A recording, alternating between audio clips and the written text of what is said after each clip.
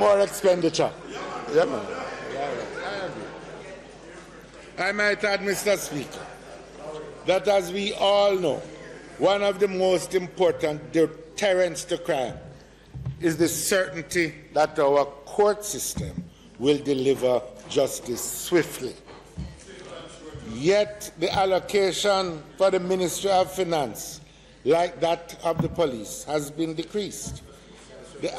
For the Ministry of Justice, the allocation for the Court of Appeal has been reduced by 218 million, and there is no provision for an increase in the number of Court of Appeal judges, so that the third panel of judges that has already been approved in law can be appointed to sit. Despite the talk, when we examine the provision in the budget, it is clear that there will be no improvement in either the justice system or the state of our national security. As is the case with national security, so is it with education.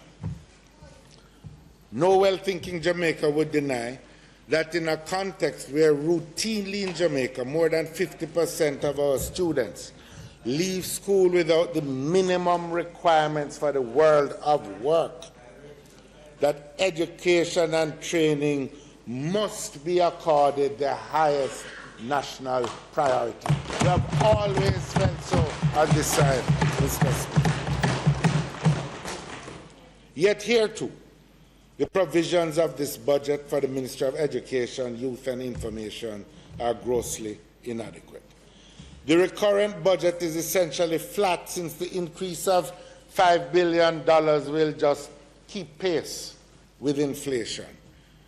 Further, when you take account of the increases in salaries and other operating costs like electricity, and quite frankly, I don't even think they actually programmed what the real increase in electricity will be, because I don't think he shared the tax package with them before. There's going to be less to spend in our educational institutions on the delivery of quality education and training, on the pedagogical side, the teaching side. On the capital side, particularly in relation to Capital A, that is that part of the budget financed from local resources, there is a 58 billion reduction in the allocation for primary education. And, Mr. Speaker, I have to say that is a major step backward. The provision of 100 million for secondary education on the capital side does not fill the gap, especially when we consider that no school has been taken off the shift system since the change of administration.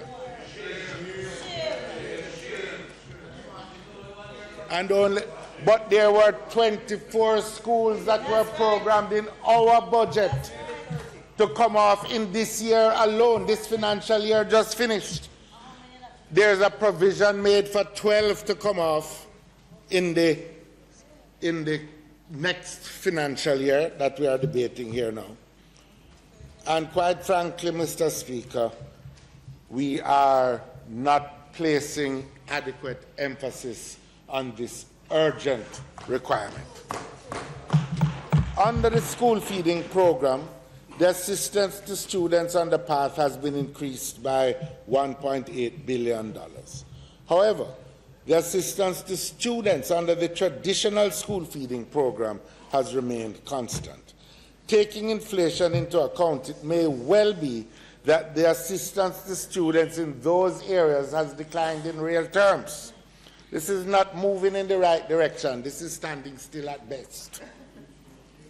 When we look at the recurrent provisions for grants, contributions, and subsidies, we note that there is a reduction in the provision for materials and goods to support the curriculum development of infant schools, primary schools, all-age schools, and secondary schools, and for the printing of textbooks. These have all remained constant at $800+ million, which means that there is a real decline when inflation is taken into account. Another major step backward has been taken in education with the decision to effectively halt the continued rationalization of basic schools and their transformation into infant schools. The early years are the most critical in the education process. And consequently, the reduction in funding for this vital area of early childhood education means that the government and therefore the country is not heading in the right direction, but is heading backwards.